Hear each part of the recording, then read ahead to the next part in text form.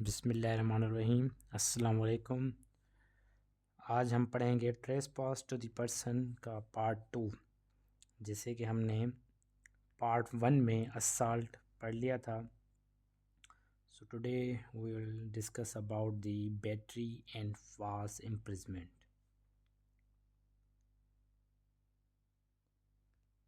तो बैटरी क्या है? सिंपल बैटरी, अगर मैं आसान लफ्ज़ों में ये बताऊं, बैटरी अगर कोई आपको पर्सन हिट कर रहा है या आपको फिज़िकल कांटेक्ट में आ रहा है, आपके फिज़िकल कांटेक्ट में आने के बाद आपको हिट कर रहा है, तो ये बैटरी होगी। जैसे हमने असाल्ट में पढ़ा था कि assault means you have apprehension if someone is going to hit you. उसने अभी तक हिट किया नहीं है लेकिन आपको हिट करने वाला है या करेगा, तो वो था असाल्ट। जैसे ही वो हिट करेगा, आपसे फिज़िकल कांटेक्ट करेगा, तो वो हो जाएगी बैटरी। ये सिंपल बैटरी की डेफिनेशन है। ठीक है जी। असाल्ट में फ़िज़िकल कांटेक्ट रुका नहीं था, सिर्फ वो एप्रीहेंशन थी कि हाँ ये थ्रेट दे रहा है, मुझे मारेगा या नहीं मारेगा वो अलग बात है, लेकिन बस थ्रेट तक की हद तक था। हिट वगैरह या फिज़िकल कांटेक्ट आपसे नहीं कर रहा था, या धक्के वगैरह आपको नहीं दे रहा था, या आप पर पंच नहीं कर रहा था। सिंपल आप से एक एप्रीहेंशन या थ्रेट दे रहा था आपको। लेकिन बैटरी में आपको क्या होगा? फिज़िकल कांटेक्ट होगा इसमें, तभी ये बैटरी होगी। यानी आपसे वो लड़ेगा, या अगर कोई हिट कर रहा है या पंच कर रहा है तो वो बैटरी में आएगा। देन बैटरी में क्या है कि अगर कोई आपको टच करता है, कहीं पर आप बैठे हैं, ठीक है, आप उसको टच कर रहे हैं या फिज़िकल कांटेक्ट कर रहे हैं विदाउट दी कंसेंट, तो विदाउट कंसेंट आप उसको फिज़िकल टच करेंगे तो वो हो जाएगी बैटरी। ठीक है जी। यानी अगर वो राज़ी नहीं है लेकिन आप फिर भी टच कर रहे हैं, ज़बरदस्ती कर रहे हैं, फोर्सफुली आप उसको टच कर रहे हैं या उसको धक्का दे रहे हैं, तो ये हो जाएगी बैटरी। ठीक है। आप उसको टच कर रहे हैं र्यूड मैनर में, आप उसको एक गुस्से में टच कर रहे हैं, धक्का दे रहे हैं उसको इंटेंशनली। ये आप इंटेंशन है कि आप उसको धक्का देंगे, वो गिरेगा, उसको चोट लगेगी, यानी आपका पर्पस फुलफ़िल हो जाएगा, तो ये हो जाएगी बैटरी। तो यानी बैटरी सिंपली मीन्स अगर कोई आपको फिज़िकल कांटेक्ट करता है इन र्यूड मैनर, इन एंग्री मैनर, और आपको इस इंटेंशन के साथ धक्का दे रहा है कि ये इसको मैं गिराऊंगा और इसको इंजरी होगी, यानी आप एक गलत इंटेंट के साथ उसको धक्का दे रहे हैं, तो इंटेंशनली जानबूझ के दे रहे हैं, तो वो ये हो जाएगी बैटरी। सिंपल जैसे कि हम एग्जांपल्स कुछ देख रहे हैं यहाँ पे, जैसे आपको समझ आ जाएगी आसानी इसके साथ कि स्पैटिंग ऑन द फेस, कोई गुस्से में आपसे लड़ रहा है, आप उसके मुंह पर स्पैटिंग कर रहे हैं, तो ये भी एक बैटरी है। ठीक है जी।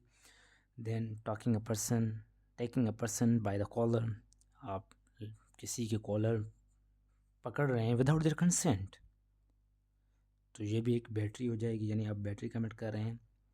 या intentionally pushing someone and causing them to fall, आप जानबूझकर इंटेंशनली आप उसको धक्का दे रहे हैं, पुश कर रहे हैं कि वो गिर जाए।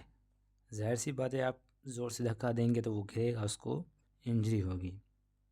तो यानी ये simple means you are committing battery. This is the concept of battery. अच्छा जी, फर्दर एग्जांपल्स इसके हैं, जैसे अनवांटेड एंड फोर्सफुल किस और touching without consent can be battery.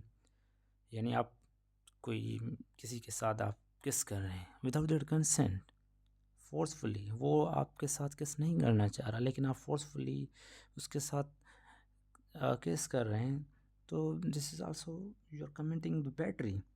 अगर वो उसकी कंसेंट नहीं है तो ये मतलब आप बैटरी कमिट कर रहे हैं। ठीक है जी। उसके बाद pulling away a chair is a practical job that results in someone falling may be considered battery if there was an intent to cause harm or offense। जैसे कि हम मजाक मजाक में कभी किसी की चेयर पीछे कर देते हैं, अगर वो बैठने वाला होता है तो हम उसकी चेयर पीछे से हटा देते हैं, जोक करते हैं उसके साथ। ठीक है जी। लेकिन जैसे ही आपकी उसकी इंटेंशन थी कि मैं इसकी चेयर हटाऊँगा, ये गिरेगा, इसको इंजरी होगी, तो ये भी बैटरी यानी आपने बैटरी कमिट की है। इसी इंटेंट के साथ कि आप उसको नुकसान पहुंचाना चाह रहे हैं। जैसे हम सिंपल रोज़मर्रा की ज़िंदगी में देखते हैं, कोई केला खाकर उसकी वो छिलका फेंक रहा है, ठीक है जी। तो वो छिलका जब आप फेंकेंगे इसी इंटेंशन के था इसके साथ कि ये मैं छिलका यहाँ फेंकूँगा और ये आदमी यहाँ से गुजरेगा, इसके ऊपर पाँव रखेगा, क्योंकि अनइंटेंशनली वो भी जा रहा है, वो देख नहीं रहा नीचे की क्या पड़ी है चीज़, वो इसी इंटेंट के साथ वो भी छिलका पा रखता है। जैसे ही वो पाँव उसके ऊपर रखता है, वो स्लिप हो जाता है, वो उसको इंजरी हो जाती है, वो गिर जाता है। तो यानी आपकी इंटेंट थी कि इसको मैं नुकसान पहुंचाऊं, तो ये हो जाएगी बैटरी। तो जी इसके बाद हम पढ़ेंगे फॉल्स इम्प्रिजमेंट। असाल्ट हमने पढ़ लिया, बैटरी भी हमने पढ़ ली। Now topic is false imprisonment. False imprisonment क्या है? जैसे कि लफ्ज़ से हम समझ रहे हैं कि फॉल्स इम्प्रिजमेंट क्या है। False imprisonment is defined as depriving the claimant of freedom of movement. किसी की आप ज़िंदगी को मतलब उसकी मूवमेंट को डिप्राइव कर रहे हैं, ठीक है जी, विदाउट लॉफुल जस्टिफिकेशन। अगर कोई लॉफुल जस्टिफिकेशन है फिर भी बात समझ में आती है, लेकिन विदाउट देयर लॉफुल जस्टिफिकेशन आप उसको कन्फाइन करते हैं, उसको मतलब उसको मूवमेंट करने नहीं देते, तो ये भी आपने मतलब फॉल्स इम्प्रिजमेंट की है, ठीक है जी। तो फॉल्स इम्प्रिजमेंट को समझने के लिए यहाँ अगर कोई क्लेमेंट जाता है कोर्ट, तो उसको क्या चीज़ें प्रूव करनी पड़ेगी कि हाँ ये फॉल्स इम्प्रिजमेंट थी, यानी मुझको किसने कैद में रखा जानबूझ के और विदाउट लॉफुल जस्टिफिकेशन।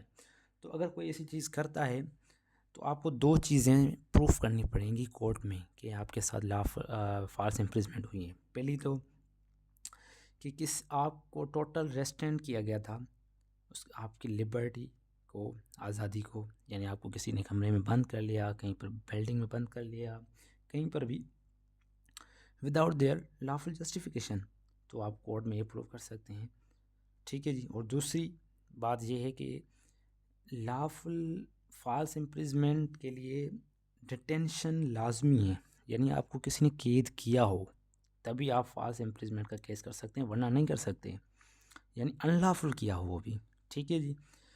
तो अगर हम फॉल्स इम्प्रिजमेंट के बारे में पढ़ रहे हैं, तो अगर हम अपने कॉन्स्टिट्यूशन को देखें, कॉन्स्टिट्यूशन ऑफ पाकिस्तान 1973 के बारे में हम कुछ देखते हैं। अगर आर्टिकल 9 है जो सिक्योरिटी ऑफ पर्सन के बारे में है, तो वो भी यही कहता है कि हर किसी को आज़ादी है, ठीक है जी, अपनी लिबर्टी के साथ वो ज़िंदगी जिए। यहाँ आर्टिकल 15 है कॉन्स्टिट्यूशन ऑफ पाकिस्तान 1973, वो भी यही कहता है कि हर किसी को आज़ादी है, वो मूवमेंट कर सकता है, कहीं भी जा सकता है, आ जा सकता है, ठीक है जी। तो ये अगर कोई पाकिस्तान में भी ये चीज़ करता है, यानी वायलेशन कर रहा है फंडामेंटल राइट्स की, तो ये भी एक कॉन्सेप्ट है इसका फॉल्स इम्प्रिजमेंट का।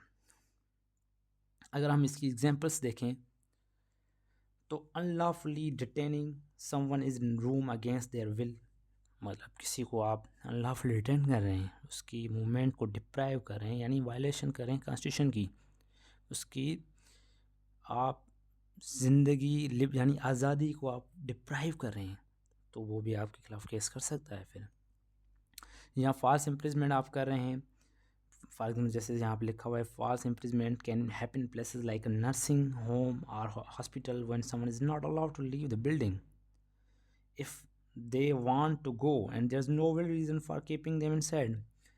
कहीं पर भी हॉस्पिटल या घर पे आपने नर्स रखी है, वो यानी फॉर एग्जांपल आपके अब्बू के टेक केयर कर रही है मेडिकल के हिसाब से, लेकिन उसकी ड्यूटी का टाइम ख़त्म हो गया है, या आप उसको जैसे कह रहे हैं कि यहाँ बैठ जाएं, फर्दर आपकी हम अब्बू की केयर करें, लेकिन वो जाना चाह रही है क्योंकि अभी उसका कोई काम नहीं है या वहाँ पर रुकने का कोई फ़ायदा नहीं है, लेकिन आप उसको ज़बरदस्ती रोक रहे हैं, जाने नहीं दे रहे हैं, तो यानी ये भी एक फ़ॉल्स इम्प्रिजमेंट हो जाएगी। बिला वजह आप उसको अपने घर पे बिठाए हुए हैं, उसको जाने नहीं दे रहे, तो ये भी एक फ़ॉल्स इम्प्रिजमेंट में आएगा।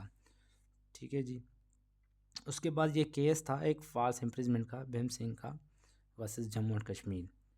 इसमें ये था कि एमएलए था जो भीम सिंह, वो जैसे ही उसने इलेक्शन जीता और अपनी असेंबली का सेशन अटेंड करने जा रहा था सीट के लिए, तो पुलिस ने उसको गिरफ़्तार कर लिया सेशन अटेंड करने, जैसे इसलिए उसको गिरफ़्तार किया कि वो सेशन अटेंड ना कर सके असेंबली का। ठीक है जी। जैसे ही वो श्रीनगर जा रहा था during travel, so he was arrested. तो उसके बाद उसकी वाइफ ने उसकी रिलीज़ के लिए एक रिट दायर कर दी कोर्ट में। तो उसके बाद सिंह जब बेल पे रिहा होता है तो सिंह कहता है एफिडेविट में कि पुलिस ने मुझे 4 दिन तक किसी के सामने पेश ही नहीं किया। तो यानी एक अनदर वायलेशन, कॉन्स्टिट्यूशनल वायलेशन हो गई, इसने कर दी पुलिस ने।